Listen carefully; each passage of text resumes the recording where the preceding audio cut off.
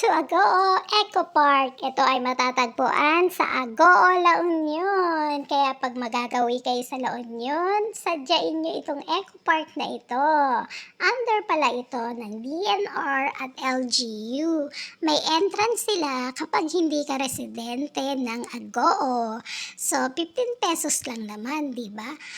Ito ang madadatnan mo rito. Napakaganda at napakaraming mga Agoho tree. Yes, Agoho trees. Mapapagkamalan mo siyang pine trees, pero Agoho ito. Marirelax ka dito. Ito ay isang napakalawak na parke. Puro puno.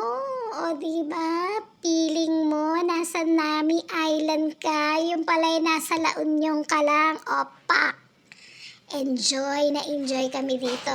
Kahit tanghali ka pumunta, ay okay lang. Kasi napakahangin at napaka-aliwalas ng mga puno. O, diba? Aura-aura na dyan. Sa kapila lang pala niyan, konting lakad ay Baywalk na. Sa aking part 2 ng aking video, ipapakita ko naman sa inyo ang Baywalk ng Agoo. Dito kami naglakad-lakad at syempre nagpicture-picture. Side trip lamang namin ito nung kami galing sa Ilocos Sur.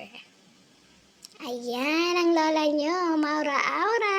Maraming salamat sa panonood. Please like and share and follow me on my FB, Shalomamshi.